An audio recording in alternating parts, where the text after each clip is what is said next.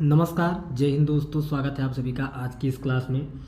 Guys, आज की class में मैं आपको इलेक्ट्रॉनिक विन्यास निकालने का सबसे आसान तरीका और सबसे आसान ट्रिक बताने वाला हूं। बस वीडियो को आप लास्ट तक देखिएगा अगर आप चाहते हैं कि इलेक्ट्रॉनिक विन्यास निकालने का आपको सबसे आसान तरीका जानने को मिले, तो उसके लिए आपको वीडियो को लास्ट तक ज़रूर देखना होगा। तो चलिए गाइस, बिना बातचीत की क्लास की शुरुआत करते हैं। सबसे पहली बात आपको ये जाननी है कि ब्लॉक होते हैं चार, ठीक है। चार ब्लॉक होते हैं जिसमें सबसे पहले एस ब्लॉक होता है, फिर पी ब्लॉक होता है, फिर उसके बाद डी ब्लॉक होता है और उसके बाद में एफ ब्लॉक होता है। ये चार ब्लॉक होते हैं, ठीक है। एस, पी, डी और एफ चार ब्लॉक होते हैं। अब बात कर लें कि किस ब्लॉक में कितने उपकोष होते हैं, तो याद रखिएगा इस बात को कि अगर उपकोष की बात कर ली जाए तो जो एस ब्लॉक होता है इसमें उपकोष की संख्या कितनी होती है, 2 होती है, ठीक है। और पी ब्लॉक की अगर बात कर ली जाए तो 2 में आप 4 जोड़ लीजिए यानी कि हो जाएंगे 6। अगर डी ब्लॉक की बात कर ली जाए तो फिर आप 6 में 4 जोड़ेंगे यानी कि हो जाएगा 10, ठीक है। उसके बाद एफ में फिर 4 आप जोड़ेंगे तो ये हो जाएगा 14, ठीक है। इसका मतलब ये हुआ कि अगर कोई एस ब्लॉक का तत्व है तो उसमें मैक्सिमम 2 इलेक्ट्रॉन रह सकते हैं। अगर कोई पी ब्लॉक का है तो उसमें 6 इलेक्ट्रॉन रह सकते हैं। अगर कोई डी ब्लॉक का तत्व है तो उसमें मैक्सिमम 10 इलेक्ट्रॉन रह सकते हैं। और अगर कोई एफ ब्लॉक का तत्व है तो उसमें मैक्सिमम आपके 14 इलेक्ट्रॉन रह सकते हैं। इतनी सी बात आपको जाननी है, ठीक है। अब हम समझते हैं कि हम निकालें कैसे इलेक्ट्रॉनिक विन्यास, ठीक है। हम निकालें कैसे, ठीक है। तो देखो, इसको निकालने का बड़ा आसान तरीका मैं आपको बताने वाला हूँ, ठीक है। सबसे पहले करना क्या होगा आपको, आप यहाँ पर 1 लिखेंगे, यहाँ पर आपने 1 लिखा, ठीक है। फिर आप यहाँ पर क्या लिखेंगे, अब यहाँ पर आप लिखेंगे 2, और 2 है तो 2 लिखेंगे 2 बार, ठीक है। फिर लिखना है 3, तो यहाँ हमने 3 लिखा और 3 को कितनी बार लिखेंगे, 3 बार लिखेंगे, ठीक है। फिर बात कर ली जाए हमको क्या लिखना है, 4, ठीक है। अब 4 लिखना है तो 4 को कितनी बार लिखेंगे, 4 बार लिखेंगे। 4 को हमें कितनी बार लिखना है, 4 बार लिखना है, ठीक है। यानी जो भी संख्या होगी उसको उतनी ही बार लिखना होगा, ठीक है। जैसे सबसे पहले 1 था तो हमने 1 बार लिखा, ठीक है। फिर 2 आया तो हमने 2 बार लिखा, ठीक है। उसके बाद 3 आया तो 3 बार लिखा, 4 आया तो 4 बार लिखा। अब 5 आया भैया तो 5 बार लिखना है, ये 5 बार लिख देना है, ठीक है। इस तरह से यानी जो जितनी बार है उतनी बार ही लिखते चले जाना है, ठीक है। अब देखो क्या करना है, अब यहाँ पर आपको क्या लिखना है, यहाँ पर आपको क्या लिखना है, यहाँ एस लिखेंगे, ठीक है। फिर यहाँ क्या लिखेंगे, एस पी लिखेंगे, ठीक है। चूँकि एस के बाद पी है ना तो एस पी लिखेंगे। फिर यहाँ क्या लिखेंगे, यहाँ लिखेंगे एस पी डी लिखेंगे, ठीक है। उसके बाद यहाँ पर फिर से क्या लिखेंगे, फिर से एस पी डी और यहाँ पर क्या लिखेंगे, एफ लिखेंगे, ठीक है। एस पी डी एफ लिखेंगे।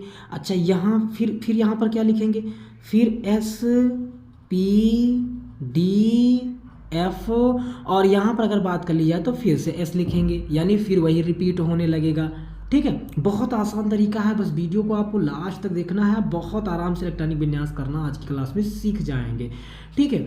तो सबसे पहले 1 था तो हमने 1 लिखा, 2 है तो 2 को 2 टाइम लिखा यानी 2 बार लिखा, 3 है तो 3 को 3 बार लिखा, 4 था तो 4 को 4 बार लिखा, 5 है तो 5 बार लिखा, ठीक है। फिर सबसे पहले एस लिखना होगा, फिर एस के साथ बी, फिर एस पी डी, फिर एस पी डी एफ, फिर एस पी डी एफ, ठीक है। इसी तरह से आपको लिखना है जैसा कि मैंने यहाँ आपको बता रखा है कि सबसे पहले एस आता है जिसमें मैक्सिमम 2 इलेक्ट्रॉन रह सकते हैं, फिर पी आता है जिसमें 6 इलेक्ट्रॉन रह सकते हैं, फिर डी आता है जिसमें 10 इलेक्ट्रॉन रह सकते हैं, फिर एफ आता है जिसमें मैक्सिमम आपके 14 इलेक्ट्रॉन रह सकते हैं, ठीक है। ये हो गया। अब देखो, अब क्या करना है, अब ये करना है हमको कि सबसे पहले यहाँ से हम चेक करते हैं, यानी सबसे पहले हमारा आता है एस, 1s, ठीक है। तो एस पर कितने इलेक्ट्रॉन रह सकते हैं, मैक्सिमम 2 रह सकते हैं। वो एग्जाम्पल के थ्रू भी हम आपको समझाएंगे, ठीक है। उसके बाद में फिर 2s आता है, ठीक है। फिर 2p और 3s आता है, ठीक है। ऐसा हो जाता है। फिर क्या आता है आपका, फिर आपका हो जाएगा 3p4s हो जाएगा, फिर 3d4p5s हो जाएगा, ठीक है। फिर उसके बाद क्या हो जाएगा 4d5p और फिर 4f5d, ठीक है, फिर 4f5d। इस तरह से आपको करना होता है, ठीक है। यानी सबसे पहले 1s, फिर 2s, फिर 2p 3s, फिर 3p 4s, ठीक है, फिर 3d 4p 5s, फिर आपको क्या लिखना होगा 4d 5p, फिर 4f 5d, ठीक है। इस तरह से आपको करना होता है। इस बात को आप याद रखिएगा कि जो सबसे पहली लाइन में आप s लिखेंगे वो ऐसे होगा, फिर दूसरी वाली लाइन भी अकेली होगी, फिर अगली लाइन में क्या होगा कि दो जुड़ेंगे, 2p कहाँ जाएगा 3s में, फिर अगली लाइन में 3p कहाँ चला जाएगा आपका 4s में। इस बात को आपको याद रखना है, ठीक है। अब चलिए कुछ एग्जाम्पल लेते हैं और आपको इलेक्ट्रॉनिक विन्यास करके बताते हैं कि इलेक्ट्रॉनिक विन्यास करना कितना आपके लिए आसान है, ठीक है। चलिए इलेक्ट्रॉनिक विन्यास करके हम आपको दिखाते हैं। मान लीजिए सबसे पहला तत्व हम क्या ले लेते हैं, सबसे पहला तत्व हम ले लेते हैं H यानी कि हाइड्रोजन। तो अब आपको एक चीज़ पता होना चाहिए, परमाणु क्रमांक भैया पता होना चाहिए, ठीक है। यानी कौन सा तत्व आवर्त सारणी में किस स्थान पर है, ये आपको पता होना चाहिए कि कौन सा तत्व आवर्त सारणी में किस स्थान पर है, ये बात आपको पता होनी चाहिए अगर आपको इलेक्ट्रॉनिक विन्यास करना है तो, ठीक है। तो मान लीजिए H यानी हाइड्रोजन, हाइड्रोजन का परमाणु क्रमांक होता है 1, हाइड्रोजन का परमाणु क्रमांक कितना होता है 1, ठीक है। अब इसका अगर इलेक्ट्रॉनिक विन्यास करना है तो इलेक्ट्रॉनिक विन्यास से क्या हो जाएगा 1 लिखेंगे और सबसे पहले क्या आता है S आता है, तो 1s और यहाँ क्या हो जाएगा 1 ही हो जाएगा, क्योंकि इसका जो परमाणु क्रमांक है वो 1 ही होता है ना, तो 1s 1 हो जाएगा। इसी तरह से मान लीजिए आपको क्या करना है He यानी हीलियम का इलेक्ट्रॉनिक विन्यास करना है। तो हीलियम का इलेक्ट्रॉनिक जो परमाणु क्रमांक होता है वो होता है 2, और इसका अगर इलेक्ट्रॉनिक विन्यास करना है तो क्या हो जाएगा, इलेक्ट्रॉनिक विन्यास हो जाएगा 1s2 हो जाएगा, क्योंकि जो s ब्लॉक का तत्व है उस पर मैक्सिमम कितने इलेक्ट्रॉन रह सकते हैं 2, तो 2 हो जाएगा, ठीक है। इसी तरह से चलिए हम ले लेते हैं लिथियम, क्या ले लेते हैं लिथियम। लिथियम का परमाणु क्रमांक होता है 3, लिथियम का परमाणु क्रमांक कितना होता है 3। इसका अगर इलेक्ट्रॉनिक विन्यास करना है तो क्या हो जाएगा 1s1 है, तो यहाँ पर मैक्सिमम कितने इलेक्ट्रॉन रह सकते हैं 2, लेकिन लाने कितने हैं 3, तो 1s2 और फिर क्या हो जाएगा 2s1, ठीक है, क्योंकि 1s के बाद 2s ही तो आएगा ना, तो ये 2s हमने लिखा और 3 इलेक्ट्रॉन की ज़रूरत थी, तो 2 ये और 1 ये 3 हो गया, 2 ये और 1 ये 3 हो गया, ठीक है। चलिए इसी तरह से मान लीजिए हमने ले लिया बेरिलियम, क्या ले लिया बेरिलियम। इसका परमाणु क्रमांक कितना होता है 4 होता है, परमाणु क्रमांक 4 होता है। इसका इलेक्ट्रॉनिक विन्यास निकालना है तो क्या हो जाएगा 1s2 और फिर 2s2, ठीक है, क्योंकि 4 परमाणु क्रमांक है ना, तो 2 यहाँ पर और 2 यहाँ पर, ठीक है, तो 1s2 2s2, ठीक है। इसी तरह से मान लीजिए कि हमको निकालना हो बोरान का, हमने बी ले लिया यानी बोरान। बोरान का परमाणु क्रमांक जो होता है वो होता है 5, बोरान का परमाणु क्रमांक कितना होता है 5 होता है, ठीक है। तो बोरान का परमाणु क्रमांक अगर 5 होता है और इसका अगर इलेक्ट्रॉनिक विन्यास निकालना है तो क्या करेंगे, सबसे पहले लिखेंगे 1s2, फिर क्या लिखेंगे 2s2, लेकिन हमको चाहिए कितना 5 चाहिए, तो देखो ये 1s 2 इलेक्ट्रॉन इस पर लग गया, फिर 2s 2 इलेक्ट्रॉन इस पर लग गया, 2 2 4 हो गया, फिर इसके बाद क्या आएगा p वाला आएगा ना, p वाला आएगा, तो फिर क्या लिखेंगे 2p1, ठीक है। अब गिनो काउंट करो इसको, तो 2 2 4 और 1 5, यानी 1s2 2s2 2p1, ये इलेक्ट्रॉनिक विन्यास हो गया बोरान का, ठीक है।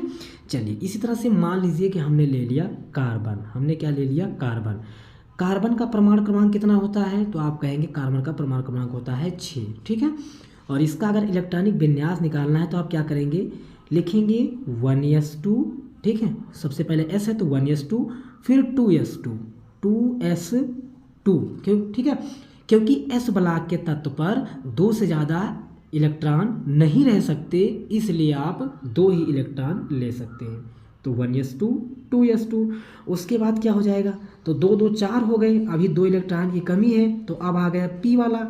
ठीक है, तो क्या हो जाएगा 2p2, 1s2 2s2 2p2। तो 2 2 4 और 2 6 इलेक्ट्रॉन हो गए। ठीक है, तो ये हो गया कार्बन का।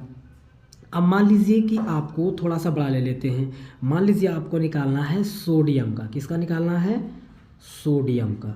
तो सोडियम का परमाणु क्रमांक कितना होता है, तो कहेंगे सोडियम का परमाणु क्रमांक होता है 11। सोडियम का परमाणु क्रमांक कितना होता है, 11। ठीक है, इलेक्ट्रॉनिक विन्यास अगर निकालना है तो कहेंगे कि 1s2, फिर कहेंगे 2s2। ठीक है, फिर कहेंगे कि 2p। अच्छा, जो p ब्लॉक का तत्व है उस पर मैक्सिमम कितने इलेक्ट्रॉन रह सकते हैं, 6। तो लिखेंगे 2p6। तो 2 2 4 और 4 और 6 10, और चाहिए कितना, 11। एक इलेक्ट्रॉन की कमी है, तो 1s ब्लॉक का तत्व पूरा हो गया, फिर s ब्लॉक का तत्व पूरा हो गया, 2p6 p ब्लॉक का पूरा हो गया। अब क्या आएगा, 3s। तो s पर कितने इलेक्ट्रॉन रह सकते हैं, 2 रह सकते हैं, लेकिन ज़रूरत हमको 1 की ही है, तो लिखेंगे 3s1, यानी 1s2 2s2 2p6 3s1। ये हो जाएगा सोडियम का इलेक्ट्रॉनिक विन्यास, ये हो जाएगा सोडियम का इलेक्ट्रॉनिक विन्यास। ठीक है, चलो इसी तरह से हम मान लीजिए कर लेते हैं सिलिकॉन का। ठीक है, इसका जो परमाणु क्रमांक होता है वो होता है 14। देखो भाई, परमाणु क्रमांक तो आपको याद ही करना पड़ेगा। ठीक है, क्योंकि अगर परमाणु क्रमांक नहीं याद है तब तो आप इलेक्ट्रॉनिक विन्यास नहीं कर पाएंगे। ठीक, तो इलेक्ट्रॉनिक विन्यास अगर करना है तो परमाणु क्रमांक तो हर हाल में आपको याद ही करना पड़ेगा। अब इसका अगर हम करते हैं तो क्या हो जाएगा, 1s2, फिर हो जाएगा 2s2, फिर हो जाएगा 2p6। ठीक है, तो ये 2 2 4 4 और 6 10। ठीक है, फिर देखो s हो गया, फिर s हो गया, फिर 2p6 हो गया, फिर क्या आएगा 3s, और s पर भी कितने इलेक्ट्रॉन रह सकते हैं, 2 रह सकते हैं। अब काउंट कीजिए तो 2 2 4 4 6 10, 10 और 2 12। ठीक है, 10 2 12, लेकिन अभी यहाँ 14 इलेक्ट्रॉन की ज़रूरत है। तो देखो ये वाला क्रम भी पूरा हो गया, अब फिर से आप इस क्रम पर आ जाइए, फिर से इस क्रम पर आ जाएंगे। तो जब फिर से इस क्रम पर आ जाएंगे तो फिर से आ गया 3p, फिर से आ गया 3p। तो हम लिखेंगे 3 और p लिखेंगे। अभी कितना इलेक्ट्रॉन चाहिए, तो 2 ही तो चाहिए ना। तो 1s2 2s2 2p6 3s2 3p2, 2 2 4 4 6 10, 10 2 12, 12 और 2 14। ठीक है, तो इस तरह से सिलिकॉन का जो इलेक्ट्रॉनिक विन्यास है वो हो गया। ठीक है, इसी तरह से मान लीजिए अब हम करते हैं सल्फर का इलेक्ट्रॉनिक विन्यास। ठीक है, हम कर लेते हैं सल्फर का इलेक्ट्रॉनिक विन्यास। तो सल्फर का इलेक्ट्रॉनिक विन्यास करना है तो परमाणु क्रमांक इसका होता है, सल्फर का कितना होता है, 16 होता है। ठीक है, इलेक्ट्रॉनिक विन्यास करना है तो फिर वही करेंगे, लिखेंगे 1s2, फिर लिखेंगे 2s2, फिर लिखेंगे 2p6, फिर लिखेंगे 3s2। काउंट कीजिए 2 2 4 4 6 10, 10 2 12, और अभी कितने की ज़रूरत है, 16 चाहिए, यानी 4 की ज़रूरत है। ठीक है, तो ये s हो गया, फिर 2s हो गया, फिर 2p, फिर 3s हो गया, फिर 3p आएगा। तो फिर लिखेंगे 3p, और p पर मैक्सिमम इलेक्ट्रॉन रह सकते हैं कितने, 6, लेकिन ज़रूरत हमको कितने की है, 4 की। तो 2 2 4 4 6 10, 10 2 12, 12 और 4 16। इस तरह से सल्फर का इलेक्ट्रॉनिक विन्यास हो गया। ठीक है, अब इसी तरह से मान लीजिए हमको करना है क्लोरीन का। तो क्लोरीन का परमाणु क्रमांक कितना होता है, 17 होता है। ठीक है, क्लोरीन का परमाणु क्रमांक कितना होता है, 17 होता है। अब क्लोरीन का बनाना है तो फिर वैसे ही बनाएंगे, लिखेंगे 1s2 2s2, फिर क्या लिखेंगे 2p6 3s2। ठीक है, तो कितने हो गए, 2 2 4 4 6 10, 10 2 12। ठीक है, अभी कितना चाहिए 17 करने के लिए, 5 चाहिए। तो फिर लिखेंगे 3p5।